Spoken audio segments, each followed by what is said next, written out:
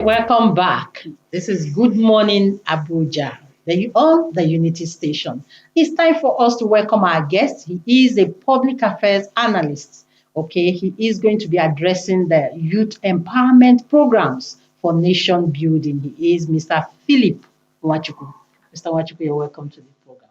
Thank you very much. You're welcome Thank to the you for program. joining us. Thank you. Yes, we are talking about a youth empowerment program. We need to get our youth busy. If not, Honestly. they'll get themselves busy. Now, let's start this way. How can youth empowerment programs contribute to the overall economic development of a nation?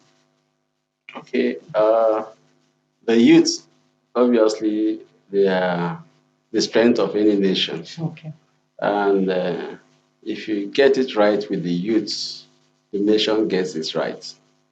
So, in a situation where you have many idle youths, you know, it is said that an idle mind is a devil's workshop. So they need to be engaged, they need to be empowered, they need to be trained, they need to acquire skills. In these days where government job is scarce, to get the youth busy, to get them employed and employable, they need skills, they need to acquire skills, they need to be trained in diverse skills that could help them to get a life for themselves and then take them off crime. So this is very, very important that we need to start looking in this direction. The challenge we are having is that we have the society going on a very fast lane where people want to get rich quick. Growing up, I saw that many people were artisans, many people had things to do with their hands, and some even went to technical training, technical schools or apprenticeship program, and they got some skills for which they acquired, and that helped them after the training to start something for themselves. Now, uh, do we have programs that do we have programs for the youth? Let me put it that way. Do we have empowerment programs for them?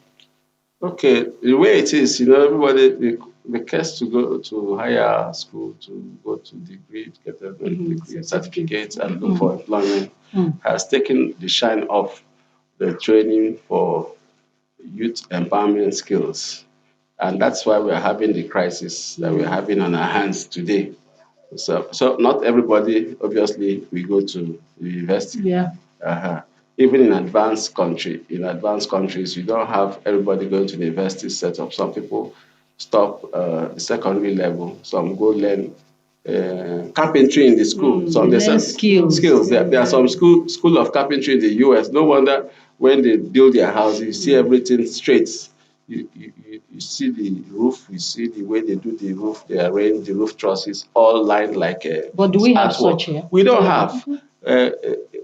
We have technical schools, There are technical but schools around. many times some of them are also doing theory without the workshop. I remember when I was going through my secondary school, we had carpentry workshops. We were using our hands to make tray for serving tray, and cups, for tea and things like that. Why? Because we had technical education joined with the regular curriculum of the school. The schools need to introduce those aspects again, photography and photography, that's a lot.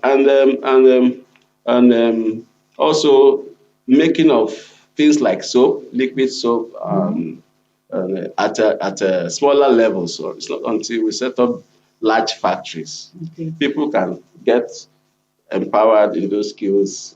Is this your response now that is taking me to the place of government? How can government ensure they make available these programs to ensure that youth are gainfully involved? Okay. I believe there is government agencies that are supposed to take care of some of these things, like the NDE, National Directorate of Employment and all that. But I don't really know the scope because I believe they have stayed there for long, and other government agencies By now, we should be having skill acquisition centers across the 774 local governments. And it's not just about government setting it up. Even individuals can do that. Charity organizations, and churches and mosques, and even corporate bodies. You have an advice for the government. Because, like we said, if whatever they are doing to empower the youth is not attractive, it will not attract the youth. And for the youth as well. Yes. So let the advice go for both. Yes, and then for them to do something that will enable the youth channel their energy towards positive use. So what advice would you give? What I would advise the government is that following the realities of the times we are in, it's not possible for government to employ everybody. Yes, it's not it's possible. We are just deceiving ourselves if we think government has to employ everybody. So the earlier both the citizens and the government realize that, if they haven't, I think they have, is to begin to make provisions for skill acquisition. Okay. So if it is even put in the budget annually to establish these centers across the 774 local governments of Nigeria, it will go a long way. And then to encourage even corporate bodies as part of their corporate social responsibility to also package these skill acquisition centers in partnership with the government or in partnership with the communities where they're operating, so that we'll begin to have people channel energies towards such. Because if you're talking about development is some total of what both individuals are doing and what the government is doing. So by the time the two come together, then we are sure that we are making progress. Okay. Yes. All right. Thank you so much, sir. Thank you. Talking to youth and talking to all of us. All of us.